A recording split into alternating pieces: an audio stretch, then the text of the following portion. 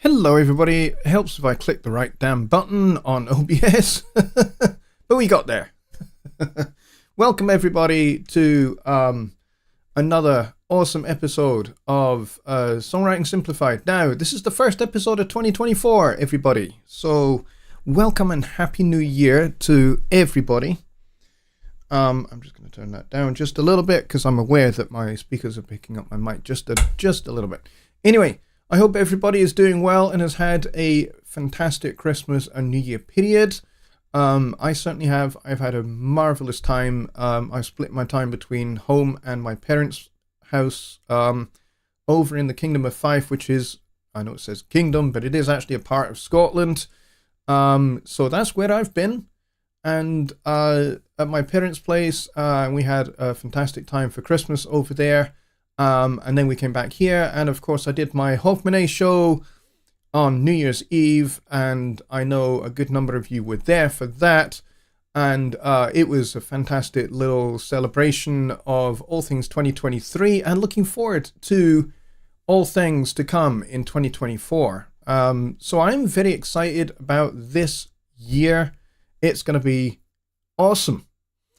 There's going to be a whole bunch of new things coming for this show, for Songwriting Simplified. I have some pretty cool guests, one of which is going to be Joe Gilder. I need to talk to him and organize exactly when he's going to be available so that I can get him on the show. But yeah, we're going to have Joe Gilder on the show. He has a wealth of experience with songwriting and composing and arranging, so we can talk about his experience, and we can talk about how he uses Studio One as a songwriting tool and other tools that he uses to help him with songwriting. So we can explore that with Joe, and there's going to be some other guests as well. We're going to try and get Jonny back on the show, which would be freaking awesome if we can do that. So I'm looking forward to being able to get him back involved, at least just a wee bit, maybe as a monthly sort of guest. Maybe we can get him back. So that's kind of that. Plus, there's a whole bunch of other stuff, which I'm not going to talk about now because I don't want to spoil the surprise for you guys. I don't want to spoil what's kind of yet to come. But all that to say, please subscribe if you have not subscribed already. We've only got 9 people here, and I rather suspect that all 9 of you have subscribed. But I'm just saying, you know, if you have not subscribed already, please hit the subscribe button. Hit that notification bell and select all notifications so you don't miss a thing coming in 2024. Because really, to be honest, you don't want to. I'm really excited for what is coming. And I'm very, very anxious to tell you all about it. But like I said, I don't want to spoil the surprises. So let's go see who we've got here. I know who's first in the door because, well, he just had to be first in the door. And that's Billy Morgan. And he was like well early.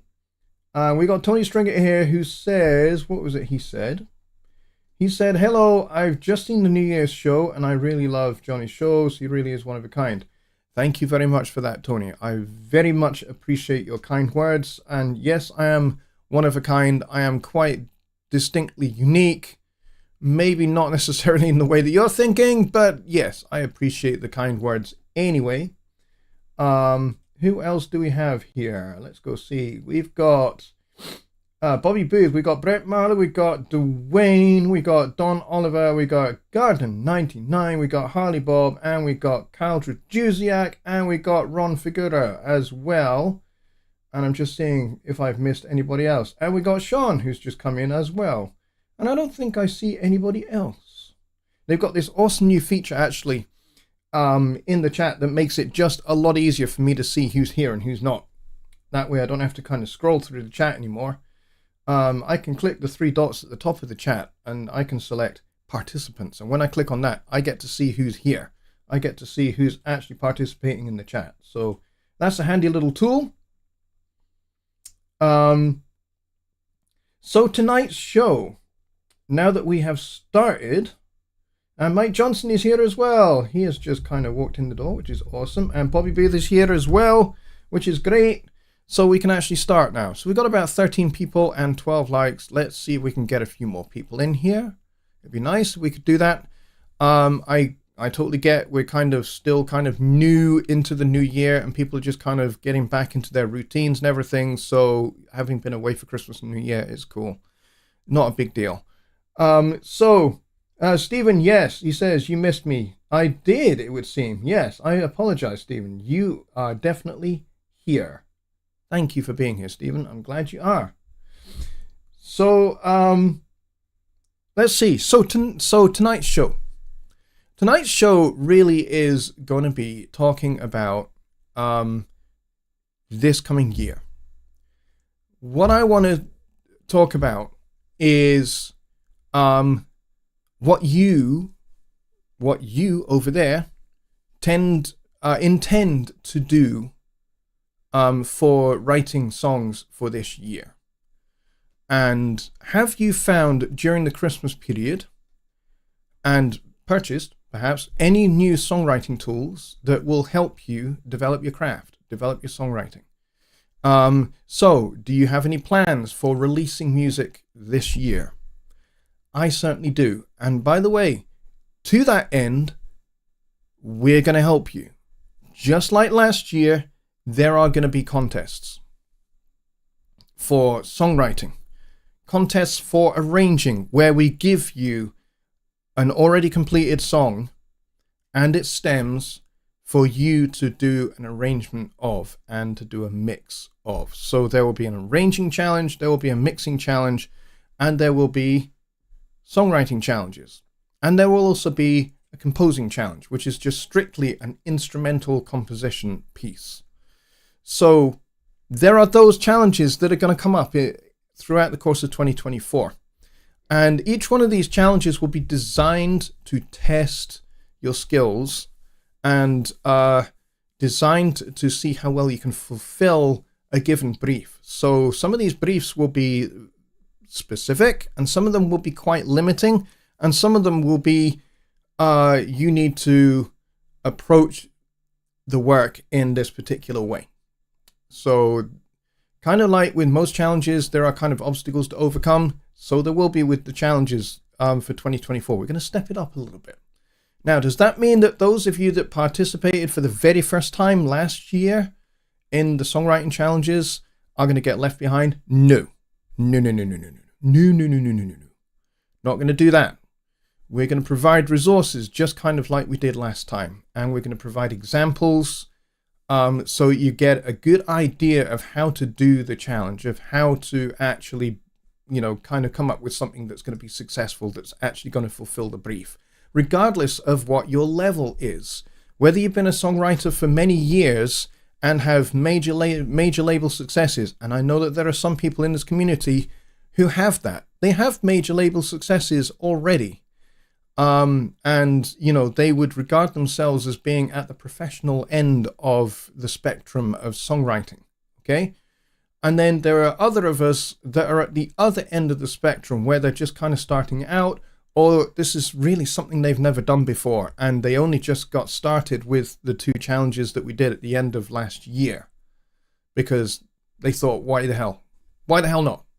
Let's just get involved. You are all included in every one of these challenges. All of you. And these challenges are as much about prizes as they are about fun and enjoyment and growing our skills, growing our abilities with writing songs. So whatever genre you work in, some of you are techno people, some of you are metalheads, some of you are rockers, Some of you are into progressive music. Some of you are jazz people. Some of you are orchestral composers and arrangers. Some of you do sync licensing and you like to write for TV and film and that kind of thing. So you are well used to fulfilling briefs. So I want to make sure that everybody is included and that you can do these challenges in a wide variety of different genres. Some of these challenges will have prizes. Some of them won't. Some of them, it will be just about provoking you to get a work done and published by a certain deadline, fulfilling a certain brief, so that you've got something that you can say, I wrote this. And you can put it up on your SoundCloud page. You can put it up wherever you want to put it up. So those are going to be the range of challenges that we've got coming up for 2024. And yes, there will be a Halloween challenge. And yes, there will be a Christmas challenge, just like we have had this year. And they will be a wee bit different this time. So I haven't really planned those ones out yet because that's kind of towards the end of the year. By the time we get towards the end of the summer, I will certainly have a clearer picture of how we're going to do those two challenges. When we get towards like the middle of August, I will have a much clearer idea of what those two challenges are going to involve and whether they're going to have prizes or not and those kind of things. So there's a lot to be coming up this year. So stay with me. Make sure that you have this slot on your calendar booked in so you don't miss anything, because every one of the shows going forward is going to be gearing you up towards those challenges. So we're going to talk about harmony again, and we're going to go back over some of those old, some of those things that we talked about last year, about chord changes, about different chord types, and how to use those chords, and how to find them, how to make them work on a keyboard instrument, on a guitar. I'm not a guitar player, but I'm going to point you in the direction of where you can find good chord diagrams that are actually playable, because I know if you look in some songbooks, some of those chord diagrams are just not playable. But I'm going to show you how you can do that. How you can find a good set of chord diagrams that are actually playable. And some of them that are actually, they're a given shape that are movable. Which those ones are the really handy ones for guitar, because you just go, okay, if it's this particular hand shape, then I can just move that anywhere up and down the neck and I can play that chord, that particular chord type. So we're going to cover harmony. We're going to cover melody writing, because I know for some of you, melody writing is a bit of a weak point. You don't really quite know what to do. So you end up just kind of, wandering up and down a scale a little bit, or kind of meandering around with some relatively random notes that do kind of fit. So we're going to go over those so that we can make sure that our harmony writing and our melody writing is solid and makes sense and has a clear sense of forward motion, has some contrast between tension and release, because that's what we're looking for in a good piece of music, is that balance between tension and release, tension and release, tension and release. And some particular styles of music, there's more tension than there is release, and that's okay. That's kind of part of the style of that particular genre of music. So we'll cover some of those things as well. So we're going to cover a little bit more genre specific stuff, and also how you can apply more advanced harmonic language to regular, more popular kind of music styles, like folk, like pop, straight ahead pop music. How you can kind of apply some more interesting and flavorsome chords and tone colors to enrich your music in those particular styles. So we're going to cover all of those. We're going to go over form and structure again, so that we have a clear idea whether you're writing a vocal song or an instrumental song, what you can do, what forms and structures are available to you, and how you can kind of take the big picture of making a piece of music with a blank piece of paper and breaking that down into smaller pieces that are manageable, that can help you get the job done without really doing a whole lot of work and without really getting stressed about it. So that's something that we're going to cover as well this year. And all of these things are garnered towards helping you fulfill the challenges so that when they come up, you are armed, you are dangerous, and you are ready to go. And you are ready to make something that is going to be good in the challenge. So that's kind of the direction of travel for 2024. I'm going to have some help along the way because I'm going to have some great guests involved. I've mentioned Joe. Rich Cresswell is going to be involved as well. Jonny Guy is going to be involved, and a few others that I'm not going to mention names of yet, mostly because I haven't actually secured them yet, but they will be. There will be more than just those people involved. So yeah, it's going to be exciting for Songwriting Simplified, Jonny Lipsham Studios in 2024. It's very, very exciting. And here we are. We're at the start. We're at the start of this mad dash towards, Christmas and New Year's 2024. And, there is so much to come. So I'm very excited. Very excited indeed. Let's see. Brett Mahler says, I would like to learn to write for brass and woodwinds. Well, you're in luck because that is also going to be covered. So we're going to talk about arranging as well. So we're going to talk about how to write arrangements for strings, how to write arrangements for a horn section, and how to write for the different sections of an orchestra if you're writing orchestral music. And there are some rules. I don't like to use the term rules. I prefer to call them guidelines because, these things, once you've learned them, once you've understood how these rules work, you can bend them, you can totally break them, you can totally blow them away into oblivion if you want. But you need to know how they work first. It's like one of the first things you learn about assembling a car engine is how the thing works, what all the pieces and constituent parts of the engine are for. Once you know those things, then the next part is taking it apart, learning what each particular part of the engine does and how it contributes to the overall working of the engine. And then you put it all back together again and you put the engine back on its mounting and its housing back in the body of the car, on the chassis, and then you connect everything up and then you sit in the car and you start it up again and you hope that it works, right? So this is what we're going to do with music and with songwriting. We're going to take everything apart. We're going to look at the constituent parts, how they work, what makes them work, and why they fit together in these particular ways. And then you can put the engine back together, and then you can start being creative about how you want to tune up the engine. Do you want to make it snarl and growl like a Formula One car, or a NASCAR? Or, do you want it to sound like a touring car, racing car? Or do you want it to purr?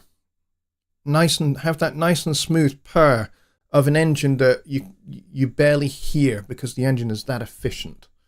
So, there's lots of contrast there. And so we're going to apply all of those. And we're going to learn how to put those things together and how to make either the really loud roaring engine or the real quiet purring engine that is so efficient you don't really hear it very much. All right, so yes, writing for brass and woodwinds is on the agenda. And that includes, obviously, therefore, transposing and learning the transposition rule for each of the instruments that are available, and also their written and played registers, because actually the written register and the played register are slightly different things. And some instruments actually have an extended register. For example, saxophones. Saxophones have a specific written as well as played register, but really skillful musicians on those instruments know that there are techniques that they can apply that can extend that register higher still. So, you will see in written notation, like in Notion, if you write outside the register of the instrument, the note heads will go red. That means it's outside the written range of that instrument. But skillful players can get some of those notes. But you don't want to make it unrealistic. So we will certainly look at all of those things as well. The W5 family say hello. Hello to you guys too. I hope you are all doing well and had a fantastic Christmas and New Year. I certainly did too. It was pretty awesome. And we got Keith from Radio Tuck Trumpet here as well, who I also failed to mention, but he's here, which is awesome. Hello, Keith. How you doing? I'm glad you're here, buddy. Let's see. John Hawk says he would like to learn Notion 6. Yeah, I am going to do some stuff on Notion as well in 2024. I'm going to do some standalone videos for that. So stay tuned, because I'm going to be doing some videos on Notion Mobile as well as Notion 6, but mostly focusing on Notion Mobile because it's kind of the newer of the two programs, but both are excellent and they are related programs. So, kind of want things that you know how to do in Notion 6, you kind of therefore also know how to do in Notion Mobile, although, they might be in slightly different locations, but transferable skills and all of that. So yes, we'll be doing some stuff on Notion as well, but not featured in this show. They will be standalone videos that I will be doing. I've already shot a few of them. I shot a few of them last year, and then I got too busy to kind of carry on. But I will finish up that series, and then I'll start uploading those videos. Let's see what else we've got. Man, I've got an itchy nose. Sorry about this, folks. I still have the lingering remains of a cold that just won't go away. It's annoying the life out of me. Anyway, such it is with having a blood disease that basically messes up your immunity. So I'm much more susceptible to things like colds, flu, COVID, and that kind of thing now than I ever have been in my whole life. Let's see.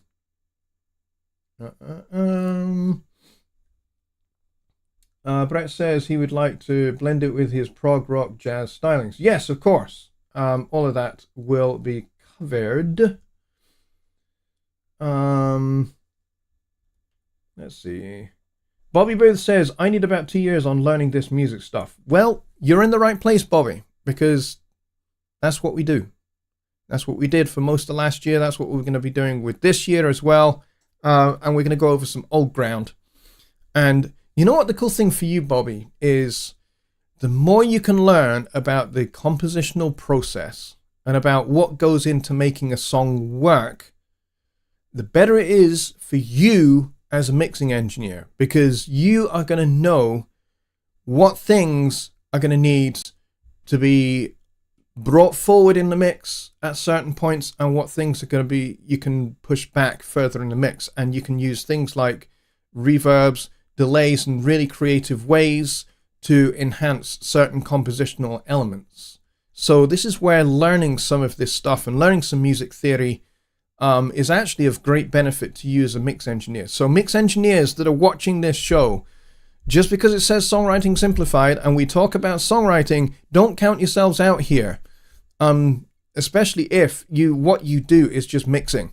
Don't count yourselves out, because learning this stuff is only going to help inform you about what makes good music, and different elements that you can bring forward, push back in a musical way, so that your mixes are really musical. They don't just sound good from a balance and mixing point of view with EQ, compression, reverbs, delays, side chaining, parallel compression, and all those fun things that we talk about when we talk about mixing.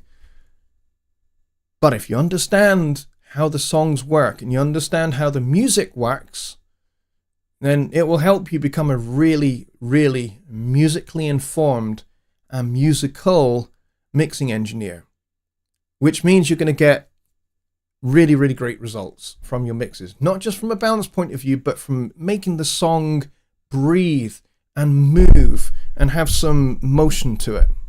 So I think this kind of stuff that we talk about here is going to be very, very important for you, Bobby, for sure.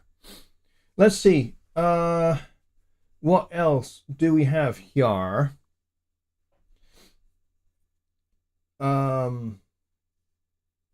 You guys are kind of talking amongst yourselves, which is cool.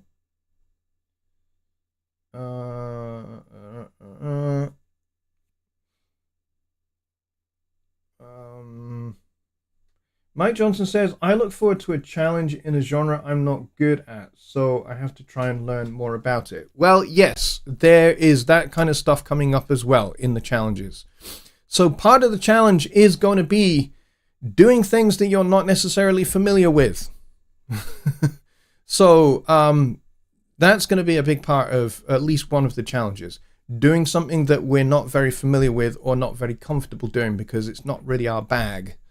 So so those are going to be challenges where, you know, maybe the standard and the quality, we're not aiming for the top. We're just aiming to be able to show that we have learned and understand how the things work in order to achieve the objectives of the challenge. So the bar for some of those will be set a wee bit lower than some of the others for that reason, especially if, you know, one of the challenges is, I mean, I've not decided this yet, but let's say one of the challenges is everybody is going to write a 90-second piece in this particular style or using these particular elements. And here are the elements that you guys are going to use.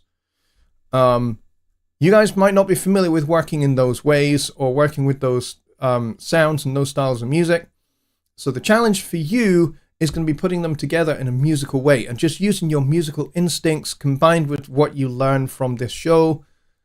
Put those two things together, your instincts, what I teach you here on this show, and then you'll be good to go. And just give it your best shot. That's, you know, for these challenges, that's what it's all about. It doesn't matter whether you win the prize or not, if there is a prize. It's about giving it your best shot, giving it a go, and not being afraid to, not being afraid of the result that you come out with. Just get it out there, whether it's good or great or somewhere in between. It's okay. Or even if you think, you know what, I did my best with this, but it's not really something I understand very well or a style of music that I know how to do, it's okay. You know what that's like learning how to go from a BMX or a mountain bike to a street racer. They're different bikes. You're applying much of the same techniques, as in you hold the handlebars and you pedal and you balance the bike, but the tires are thinner on a racer compared to a mountain bike. And so the riding style is going to be different. If you've never ridden a street racer before, it's going to be a little bit tough at first. You're not going to know quite what to do or quite how to balance the bike. Especially if you're used to kind of cross-country mountain biking. Totally different.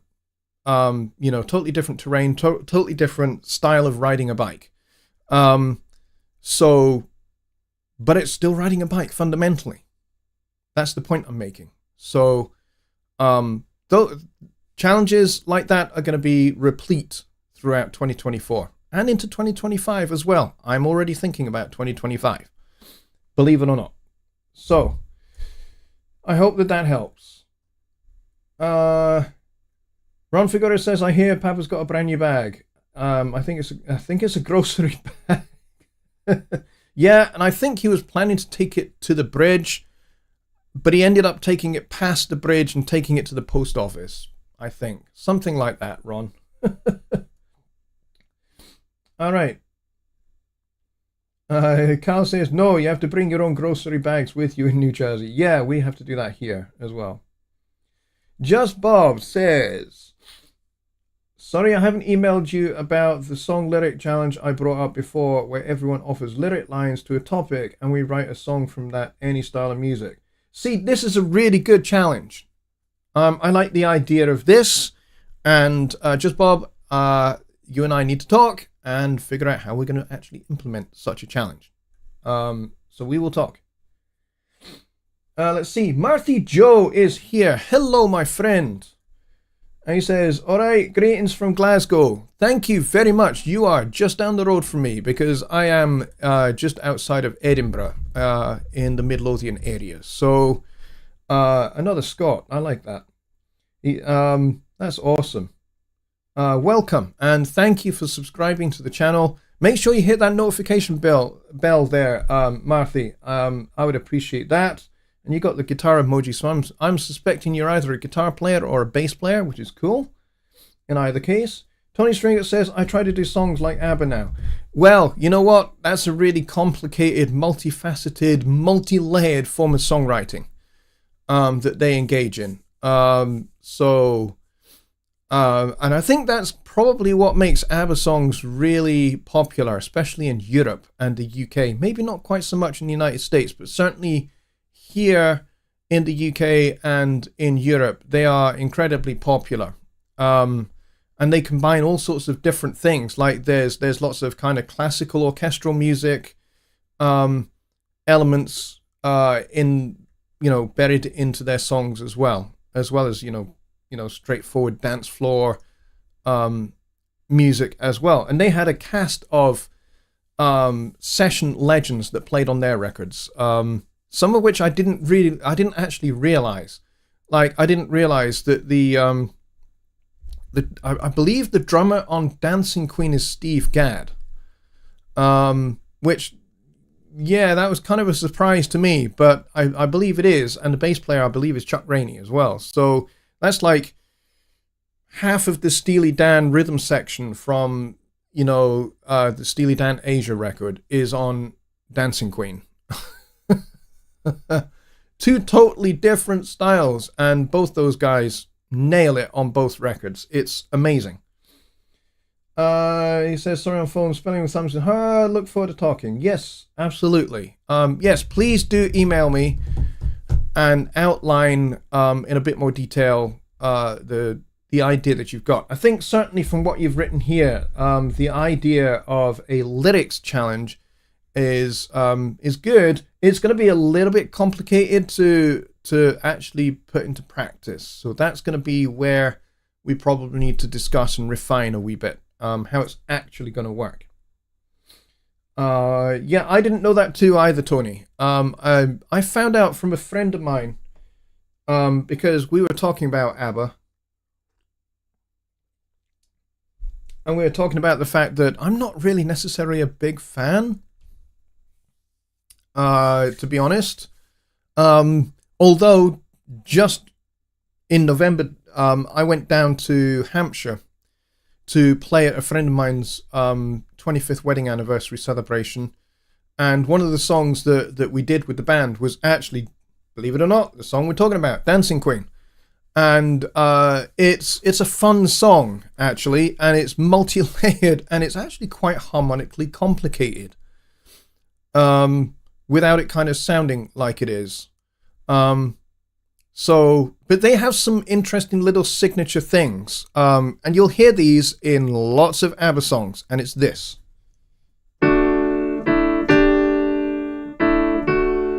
Where you have like, it's an interesting way to basically keep the forward motion on a static chord, basically going between major, add 2, back to major, and then sus4. And you hear that quite a lot on Dancing Queen.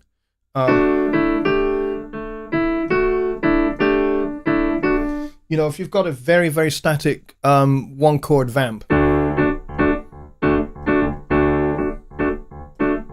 there's a couple of things you can do. You can kind of alternate between kind of chord 4 and chord 1 over the 1 in the bass.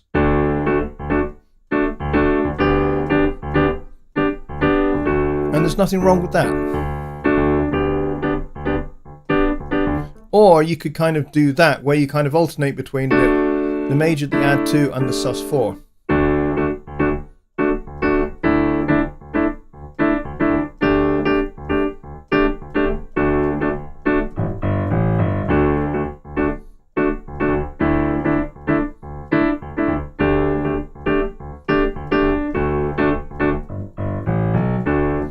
And it's a good way to kind of keep the sense of forward motion and a little bit of interest going instead of just playing the one chord for the whole time. You know, it can be a little bit static that way. And so that's a particular device that they obviously liked a lot because they use it a lot. So yeah, that's kind of, so things like that is what we're going to talk about as we go forward into 2024. Like I said, we're going to talk about melody writing, harmony writing, arranging, and part of arranging is stuff like what I just showed. Little kind of techniques to keep forward motion in your song, to keep the song moving forward. So, I mean, that's certainly one valid little technique that you can do. There are a whole range of others that you can do as well to keep that sense of forward motion going. And of course, we're going to look at call and response. So having a line in the vocal with a response line in, you know, another instrument, an obligato instrument. We've kind of talked about obligatos a wee bit last year, but we're going to cover that again in a little bit more detail this year. So I really want to flesh out all of these subjects so that you guys are really well armed, so that by the time we get to the end of 2024 and we're into the Halloween challenge and we're into the Christmas song challenge again, you're armed and dangerous and you're able to do more than you could last year. So that's kind of the challenge going forward. And then hopefully, you know, over several Christmases, you're going to have like 4 or 5 Christmas songs that you've written. And maybe, you know, at the end you decide, you know what, I'm going to put all of these together into one little Christmas album or little Christmas EP. And you can see your progress. Your first Christmas song, your second, your third, your fourth. And hopefully there should be a progression of improvement as you've gained more knowledge and more experience, especially with these challenges helping you along the way as well. So that's kind of the plan there as well.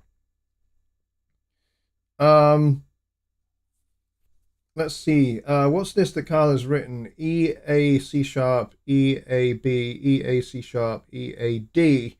Are those chords or are those bass notes? That's kind of what I would like to know. If we're in the key of E, I'm going to assume that the C sharp is there for C sharp minor. So what we got there, we got E, A, and then C sharp minor, and then sorry, E, A, B.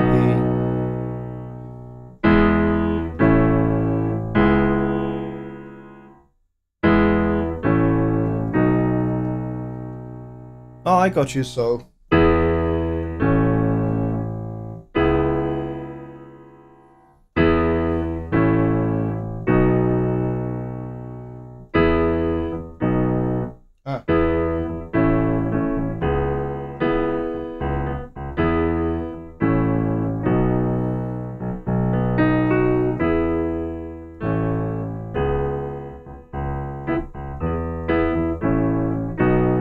I like that. Nice set of chord changes. Nice set of chord changes. I like it. All right, so we got about 20 minutes of the show left. So now I've kind of talked about what we're going to do in the coming year. Let's get some of your questions into the chat, because that's the other reason why we're here. We're not just here for things to learn and things to do, because I don't want you guys to think that, you know, this is like turning up and attending an evening night class or something like that that's really kind of dry and educational. This is interactive, and all of these shows will be interactive as well. So yes, we'll present on different things, different tools, different music theory things that you can learn and apply. But as always, the focus is about your questions, whether they're related to what we've talked about or whether they're related to, you know, some other thing that you are having a struggle with, or some other thing that you're interested in learning about, or you've got a related question or something like that. That's what these shows are for. That's what Songwriting Simplified is for. It's taking the tricky concepts and tricky ideas and building blocks of songwriting, simplifying them and making it easily applicable, making it easily applicable so that you can actually pick up your guitar, pick up your keyboard, turn it on. If it's a keyboard, you're not necessarily going to turn a guitar on unless it's an electric guitar, in which case you're going to plug it in and crank up the volume and start to play, start to write a song, start to make music. So that's the general idea, but that's what these are for. These shows are for your questions as much as anything else. Sorry, I'm reading the chat at the same time.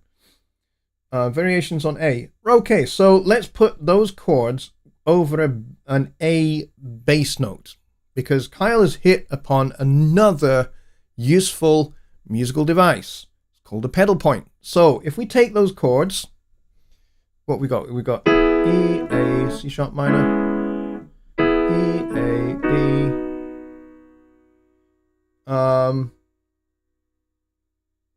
Oh, here we go. Oh, are they variation? Oh, E, A, C sharp.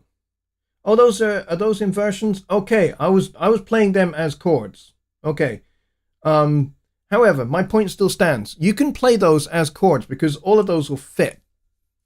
But we could play those over an A bass note. So let's do that.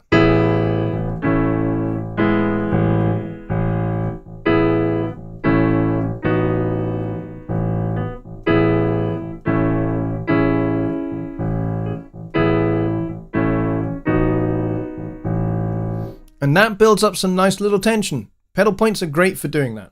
But if he's talking about the individual notes of a chord, of an inversion, what he's outlined there are different kind of inversions of a triad. So we go E, A, C sharp, E, A, B. Yeah. That's what I was talking about earlier, about the kind of the Dancing Queen thing, you know.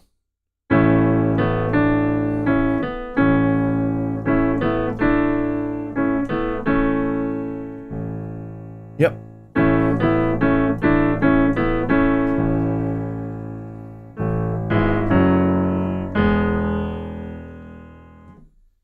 So, yeah, those are the kind of chords that I'm talking about providing forward motion. sus2 and sus4 chords are great because you can either resolve them to the third, which is what Kyle's little example does,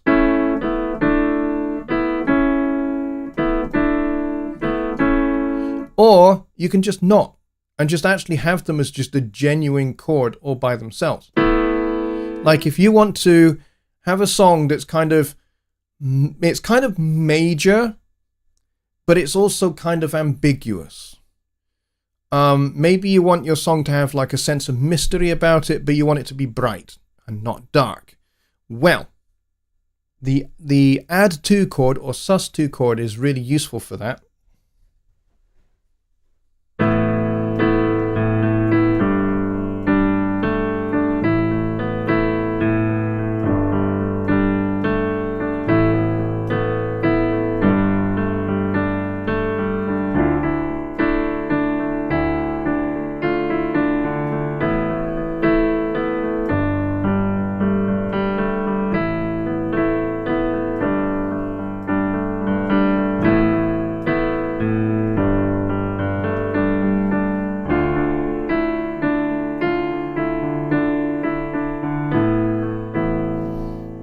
And notice I went to the 4 minor instead of the 4 major then, which is what you probably all would have been expecting. You'd have been expecting me to do this. But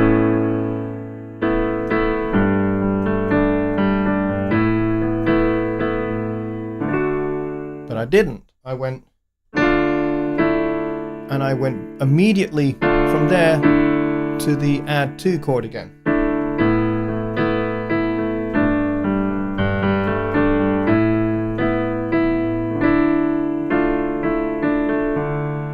The idea behind that was I wanted to kind of contrast that kind of ambiguous light, but also a little bit dark. So you kind of got that kind of shading going on. instead of it being, you know.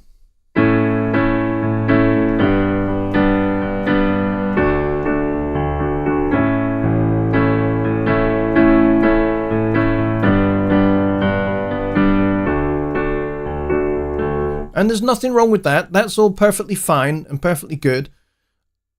Just sounds a little bit plain, right? So you can color it by having sus4s and add 2s in there.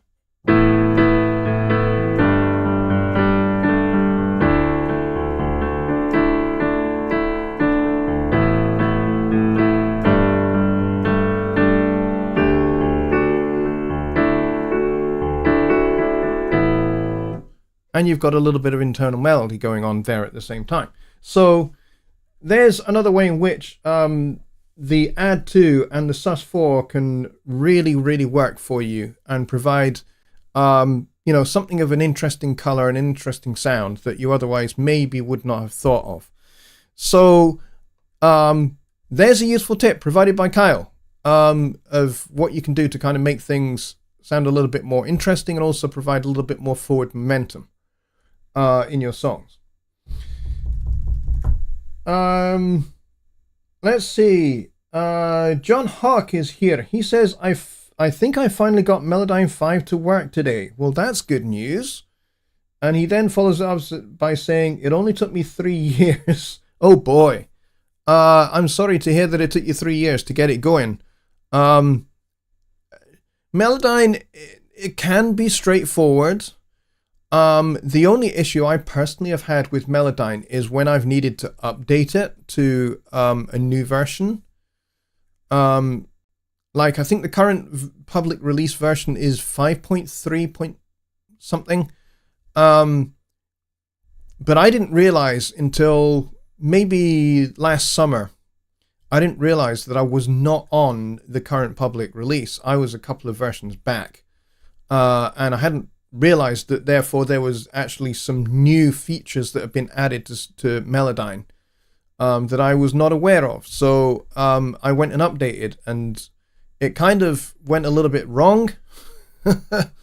So what I ended up doing was fully uninstalling Melodyne altogether, completely removed it from my computer, and then I went to my Ceremony account and downloaded the installer again for afresh. I basically went to my Melodyne account, I removed the activation of Melodyne on this computer so it was completely gone, and then I downloaded it as if I was downloading Melodyne for the very first time, installed it, activated it in standalone mode, and then started up Studio One, opened up a song, did Control M, because I'm on a PC, would be Command M on a Mac, to edit with Melodyne, and it worked like a charm.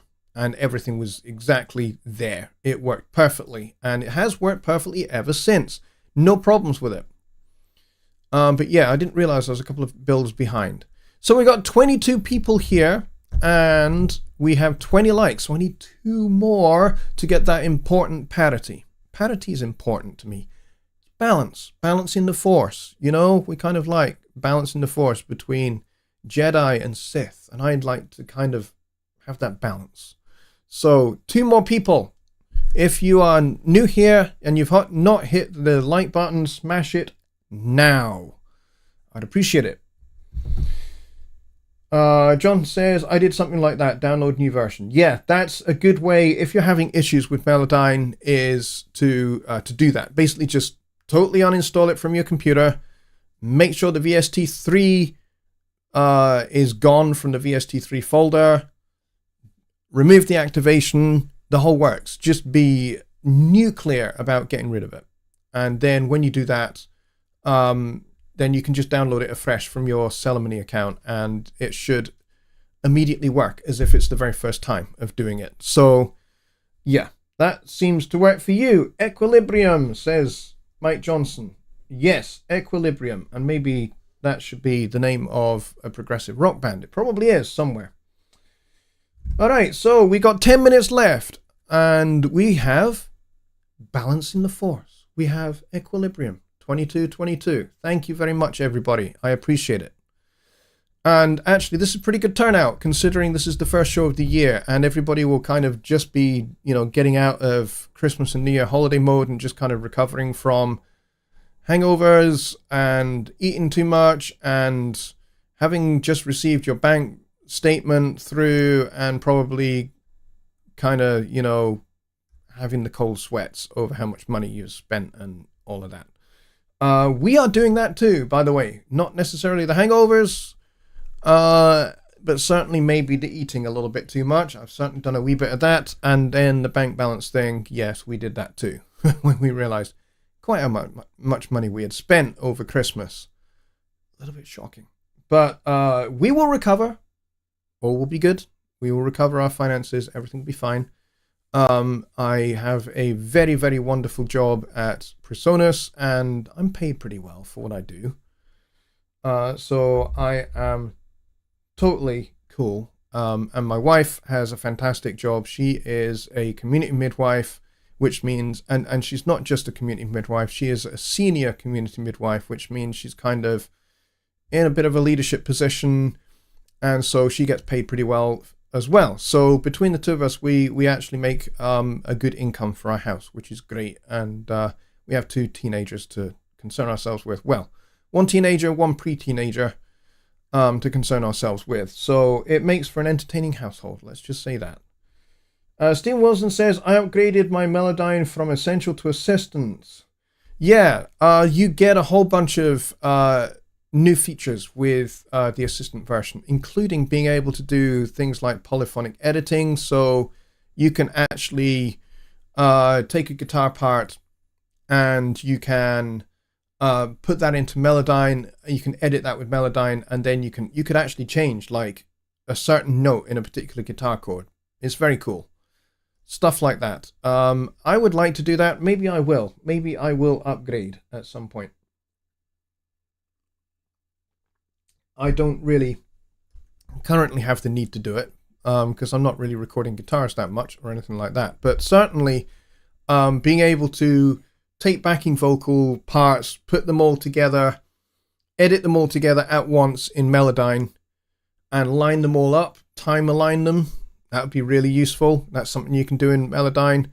And also be able to kind of adjust the intonation of all of the parts together so that they have a good unified sound together. That's something that would be very cool. Let's see. Does the Melodyne download contain full code and it's just the license key that opens up the extras? It's Melodyne is in some ways similar to Studio One in that it is the product key that unlocks the feature set. So it is similar in that respect, that there is only one Melodyne, but it's the product key that opens the feature set for Essential, Assistant, Studio, or Editor, which, so yeah, it's the product key that opens up those features.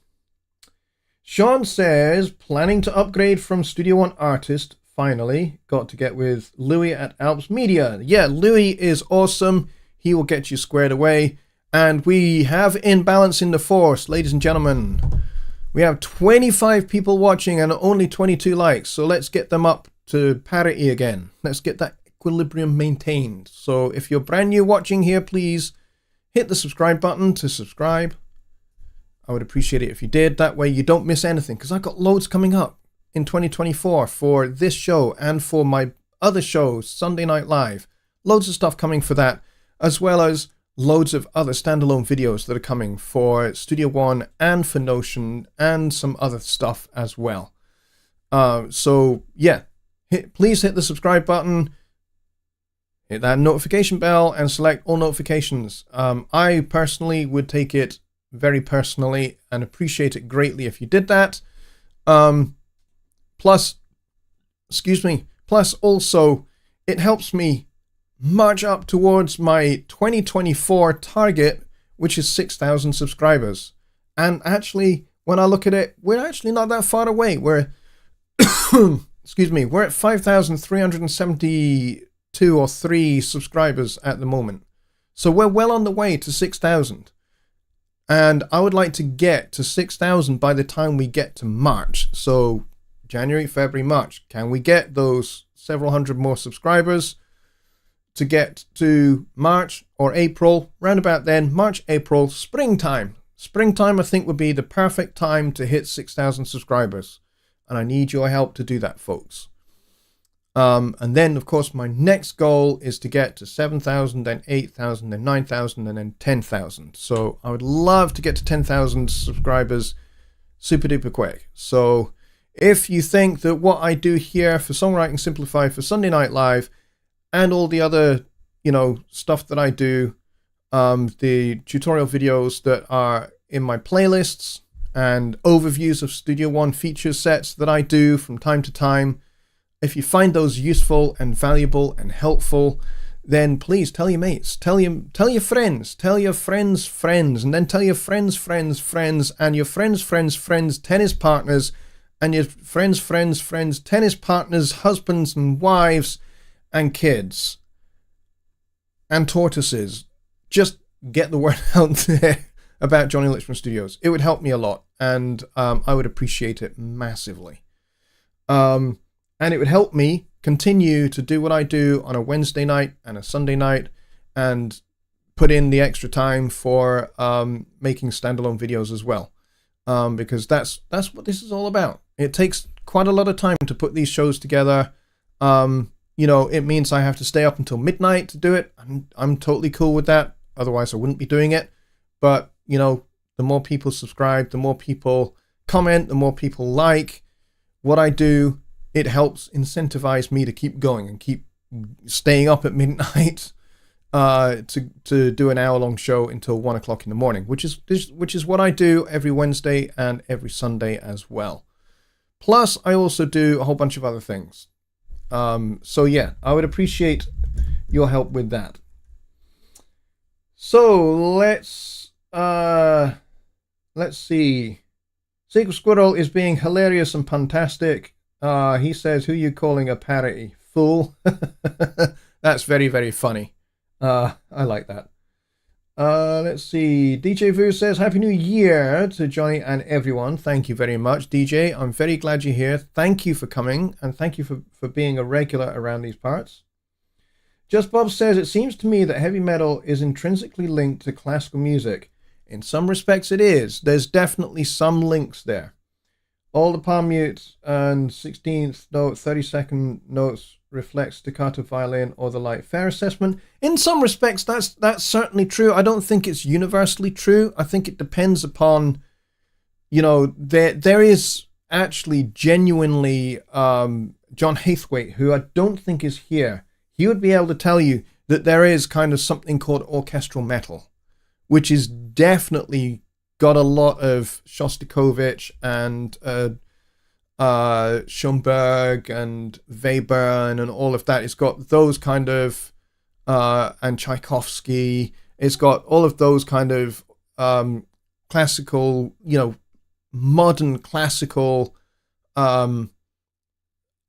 styles wrapped up and intertwined with metal music as well.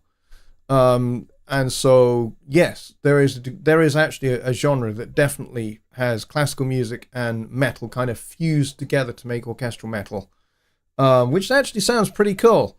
There are some orchestras that actually, that's what they do.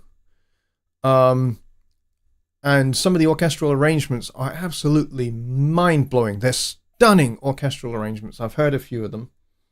So definitely worth checking out that a little bit more.